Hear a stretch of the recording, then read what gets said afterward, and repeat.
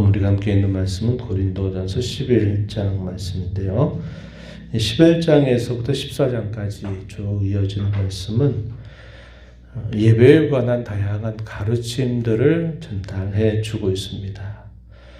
하나님 앞에 예배하러 성도들이 모여서 교회를 이룰 때 그 예배의 여러 순서들, 질서들에 관하여 이렇게 하는 것이 마땅한 일이다 라는 가르침을 담아주고 있습니다.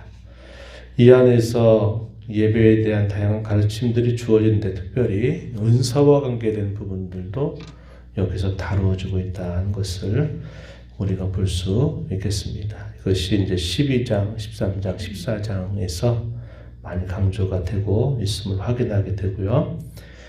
11장의 내용, 우리가 읽은 이 말씀의 내용을 크게 두 부분으로 나눠 본다면 16절까지의 내용에서는 당시에 있었던 관례에 대하여 그것에 대해서 이야기를 하는 부분입니다. 기도나 예언을 하게 될 때 남녀가 머리에 무엇을 쓰거나 쓰지 말아야 되는 규례에 대하여 구체적인 사례를 이야기해 줍니다. 그러한 내용들 소개가 되고 또 우리가 읽은 말씀의 후반부 17절부터 마지막 부분에서는 소위 성찬에 관계된 규례에 대한 말씀을 주고 있습니다. 그래서 이런 모든 예배와 관계된 내용에서 가장 중요한 부분은 이런 내용입니다. 하나님께서 교회를 이루어서 모여서 그들이 예배하는 모든 일들에 있어서 항상 하나님께서 세워주신 질서를 존중히 여기고 또 화평을 잘 이루어가는 것이 대단히 중요하다. 이 부분을 우리가 가장 중요한 원리로 생각할 수 있어야 한다는 겁니다. 고린도전서 14장 14장 33절 말씀에 보면은 이 부분이 굉장히 중요한 원리가 돼요. 하나님은 무질서의 하나님이 아니시오 오직 화평의 하나님이시니라. 그래서 질서와 화평이라고 하는 것이 이 예배를 위해서 성도들이 함께 행하는 모든 일들 속에서 이 원리가 잘 반영이 되도록 하는 것 아주 중요하다는 것을 우리가 생각을 하면서 보면 좋겠어요. 1절 말씀, 내가 그리스도를 본받는 자 된 것 같이 너희는 나를 본받는 자가 되라 하는 이 말은 앞서서 쭉 주시는 말씀에 이어진 것으로 우리가 볼 수 있겠습니다. 무엇을 하든지 하나님 영광을 위하여 하라 하는 그런 말씀과 관계해서 내가 그리스도를 본받는 것처럼 여러분도 나를 본받는 자가 되라 이렇게 말합니다. 그리고 2절부터 이제 예배에 관계된 규정이 소개가 되는데 2절부터 16절까지는 당시의 특별한 전통이 반영이 되어 있습니다. 남자는 기도나 예언을 하게 될 때, 곧 예배 가운데 어떤 일들을 행할 때 머리에 어떤 것을 쓰지 않아야 되는 것과 반면에 여자는 머리에 무엇을 써야만 되는 그 규례에 대한 것을 이야기합니다. 그러니까 이 말씀을 볼 때는 잘 구별할 필요가 있는 게 뭐냐면, 뭘 구별해야 되냐면 당시에 늘 있어 왔던 전통들, 그런 것이 무엇인가를 잘 생각해야 되고, 또 하나는 그 전통 속에 흐르는 변치 않는 원리들이 무엇인가를 잘 구별해야만 돼요. 오늘날 우리가 예배할 때 여성들이 예배할 때 머리에 뭘 써야 된다 이것을 우리가 그대로 지키지는 않아요. 이것은 당시에 고린도 교회나 그 당시 상황이 반영이 돼 있어서 당시로서는 그렇게 하는 것이 매우 상식적이고 매우 전통적이고 매우 합당하게 여겨졌던 부분들이다 한 겁니다. 그러나 오늘날 우리가 와서 봤을 때는 그것은 그 시대에는 꼭 필요했던 것이지만 우리가 살고 있는 지금의 이 시대에서는 그럴 필요가 없는 것이다 하는 겁니다. 그래서 이런 부분들은 우리가 성경을 읽을 때 말씀대로 우리가 믿고 행한다 할 때에도 이런 당시의 특별한 상황 속에 반영되고 있는 이런 전통들은 그 원리가 무엇인가를 잘 찾아서 우리가 원리를 붙들고 똑같은 일을 반복하는 것이 성경대로 믿는 신앙은 아님을 우리가 알게 되죠. 만약에 우리가 성경대로 믿고 행한다 그러면 지금 여성들도 다 머리에 무엇인가를 쓰고 예배 자리에 있어야 되는 거예요. 그럼 우리는 그렇게 하지 않는 겁니다. 그러니까 여기서는 당시의 전통과 그리고 변치 않는 원리를 잘 구별해내는 것이 성경대로 믿는 신앙이다 하는 거예요. 또 하나 그런 예도 있잖아요. 우리가 너무나 잘 아는 것처럼 구약시대에 그들이 하나님 앞에 예배하러 나온다 할 때 짐승 들고 나와야만 돼요. 짐승 들고 나와서 그 짐승을 희생을 해서 제사군 예배를 드려야만 했단 말이죠. 성경대로 믿는다 그래서 우리가 그대로 지금도 그렇게 하는 거 아닌 거죠. 그래서 그것은 구약시대에 한정적으로 있었던 사실이고 중요한 것은 뭐냐? 그리스도께서 그 모든 일들을 다 온전하게 이루어 주셨기 때문에 우리가 오늘 예배하러 나올 때 짐승 데리고 와서 잡아서 예배를 드리는 것이 아닌 것입니다. 그래서 그런 면들이 우리가 신앙생활하면서 잘 구별을 해야 될 부분이다 하는 거예요. 사도가 변치 않는 원리가 무엇인가를 이야기하는 부분은 이러한 내용들입니다. 교회 안에 있는 질서가 항상 반영이 되어야 된다 하는 것이고, 하나님이 처음에 남자와 여자를 만드실 때 여자의 머리됨이 남자다, 남자의 머리됨이 그리스도시다, 그리스도의 머리됨이 하나님이시다, 이런 원리는 변치 않는 원리다 하는 것을 이야기합니다. 3절 말씀해 보세요. 그러나 나는 너희가 알기를 원하노니 남자의 머리는 그리스도요 여자의 머리는 남자요 그리스도의 머리는 하나님이시다. 이것은 변치 않는 원리다. 이 머리 됐다 이 말은 다스림, 질서, 권위를 표시하고 있는 그런 말이다 하는 겁니다. 그럼 당시에 이런 원리에서 주어졌던 전통은 아까 말씀드렸듯이 남자는 머리에 무엇을 쓰면 안 되고 반면에 여자는 머리에 무엇인가를 써야 돼요. 수건 같은 것들을 머리에 쓰고 그들이 예배 자리에 있어야만 된다고 하는 겁니다. 그러면서 변치 않은 원리라는 것과 그 다음에 그것이 당시 상황에서 어떻게 반영이 됐는가 하는 것을 사도가 잘 구별해서 설명을 해주고 있다 하는 겁니다. 오늘날도 여자의 머리됨이 남자다 이 말은 변치 않는 거예요.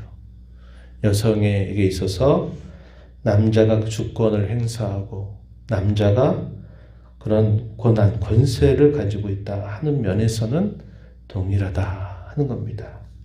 그래서 오늘날 소위 평등이나 차별을 하면 안 된다 하는 이런 문제들로 인해서 하나님이 처음부터 세워주신 질서를 그건 차별이다, 그것들도 다 없애야 된다라고 말하는 것은 이것은 창조의 질서를 어긋나게 만드는 것이 된 겁니다. 오늘날 남자와 여자의 구별이 차별을 말하는 게 아니라 말 그대로 구별이에요. 구별. 서로 다른 역할과 지위를 부여해 주신 그런 구별이고 이것이 다른 것인데 오늘날에 지금 한국교회에 문제가 되고 세계적으로 문제가 되고 있는 것은 뭐냐면 차별이다 이 말이에요. 왜 남자만 그런 거 할 수 있느냐, 여자도 다 할 수 있는 거다. 그래서 차별을 금지해야 된다 하는 식의 이야기를 계속 지금 입법하려고 하는 노력들이 있다는 겁니다. 그러다 보니까 이것이 어디까지 가냐면 남성 여성이 갖는 고유성도 다 허물어 버려야 된다 이렇게 말해가지고 남자와 남자가 결혼하는 거 뭐가 문제냐, 여자와 여자가 결혼해서 가정 이루는 거 뭐가 문제냐 이렇게 주장하고, 심지어는 오늘날 애견들 많잖아요. 애견들 많으니까 또 뭐라고 주장하냐면 내가 이 애견이나 애완동물하고 내가 결혼하겠다고 그러는데 누가 뭐라고 말하냐. 그래가지고 짐승과 결혼하겠다고 말하는 사람들까지 있는 거예요.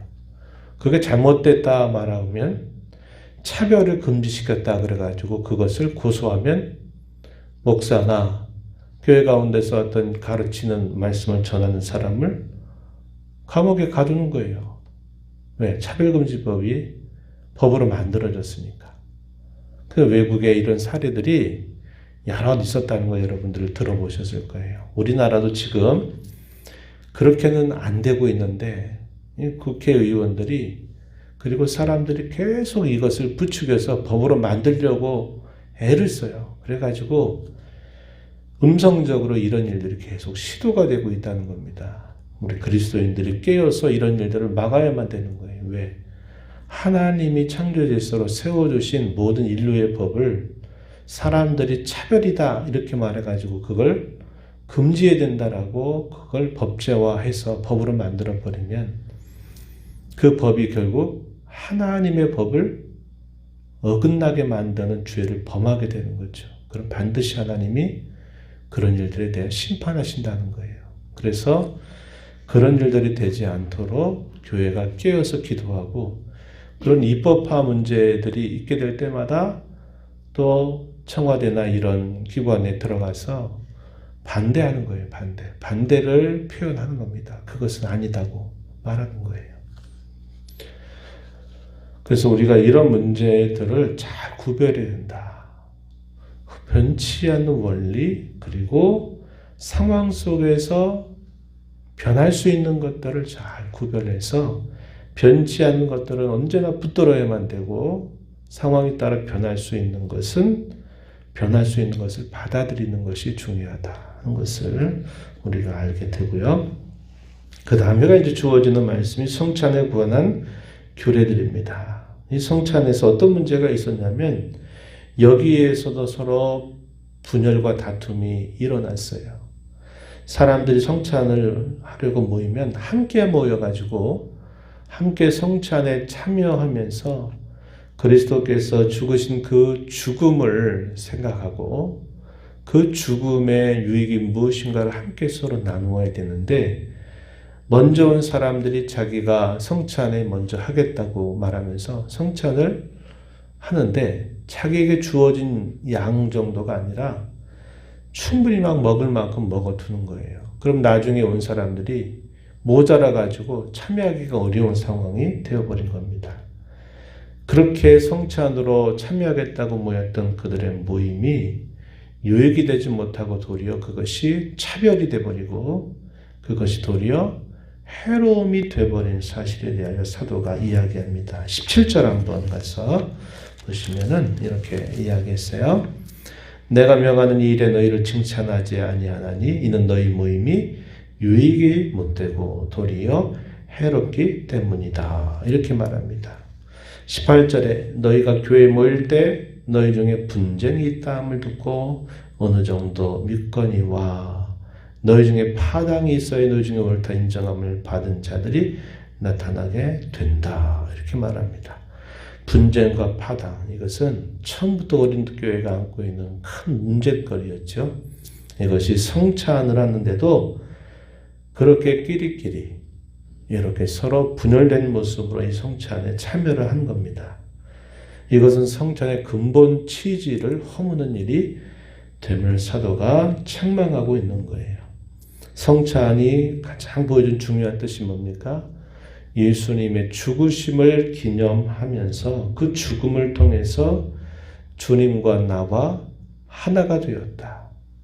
또 그 성찬에 참여하는 성도와 성도들이 서로 연합이 되고 하나가 되었다 하는 것을 뜻하는 것이 이 성찬의 중요한 의미예요. 그래서 이 성찬은 그리스도와의 연합, 성도 사이의 연합을 우리에게 가르쳐주는 중요한 뜻이 있는데 성찬을 한다고 하면서 이 하나됨을 깨뜨려버리고 또 무질서하게 이런 일들을 행하게 되면서 도리어 차별이 생기고 분쟁이 생기고 파당이 생겨버리는 이런 일들이 있기 때문에 사도는 이것을 심히 책망하고 있다는 것을 우리가 보게 됩니다. 그래서 사도가 결론적으로 권고하는 말씀이 어디에 표현되냐면 33절 끝부분 가서 보시면은 이렇게 말해요. 그런정대 형제들아 먹으러 모일 때 서로 기다리라. 만일 누구든지 시장하거든 집에서 먹을지니 이는 너희의 모임이 판단받는 모임이 되지 않게 하려 함이라. 판단받는다 이 말은 심판받는다 혹은 정죄를 받는다. 그건 죄다라고 하는 그런 판단을 말하는 겁니다. 판단받는 모임 되지 않게 하려 함이라. 이렇게 사도가 권면을 하고 있음을 보게 됩니다.